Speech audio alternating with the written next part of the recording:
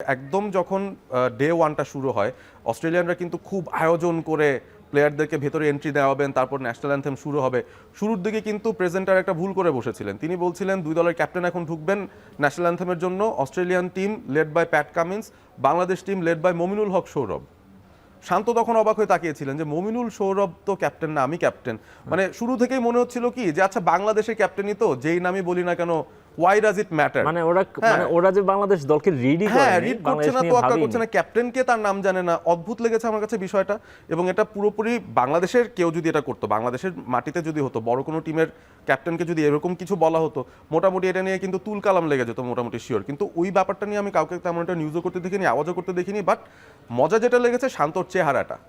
তিনি দেখে আচ্ছা হেঁটে চলে গেলেন, ন্যাশনাল অ্যান্থেম হলো, ম্যাচটা শুরু হলো।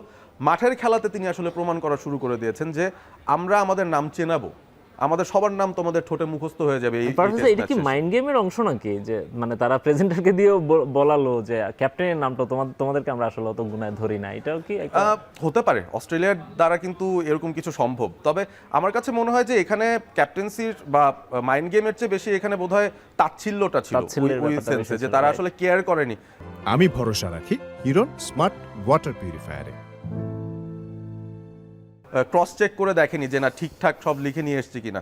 সো ওই জিনিসটা আমার কাছে মনে হয়েছে যে হ্যাঁ, because if it was India double check triple check করতো, বা হয়তো তাদের সব প্লেয়ারদের নাম তাদের মুখস্থই থাকতো।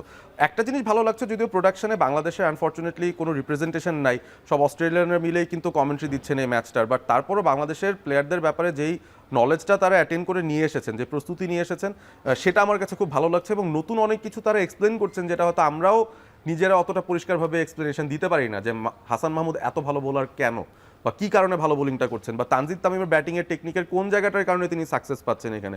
এই বিষয়গুলোও তারা যেভাবে নিয়ে আসছেন সেটা আমাদের সবার জন্যই খুবই এন্টারটেনিং হচ্ছে, ভালো লাগছে। এবং বুঝতে পারছি আমরা যে আমাদের প্লেয়াররা যখন মুখে ধরেন, সাংবাদিকদের বলেন যে আমরা একটা প্রসেস মেনটেন করছি, এর বেশি কিন্তু কিছু বলেন না, তখন আমরা মনে মনে ভাবি যে প্রসেসটা কি, মানে হোয়াট ইজ দিস প্রসেস, মানে আর কোনো ডিটেলস কিন্তু আসে না। তারপর দিন শেষে কিন্তু সেই ডিটেলসগুলো মাঠেই দেখাচ্ছেন, এবং এই অস্ট্রেলিয়ান কমেন্টেটাররা সেগুলোই সুন্দর করে বুঝিয়ে দিচ্ছেন যে these are the small details যেগুলো আসলে হচ্ছে। ফর এক্সাম্পল, অস্ট্রেলিয়ান ব্যাটাররা ফার্স্ট ইনিংসে যখন ব্যাট করছিলেন, ইম্প্যাক্টটা বা তারা কোন পয়েন্টে বলটাকে মিট করছেন সেটা কিন্তু তাদের হেডলাইনে বা আই লাইনে না, তার থেকে অনেক সামনে, এবং এই কারণে অনেক সময় ফিশ করছেন, এজ হয়ে যাচ্ছে।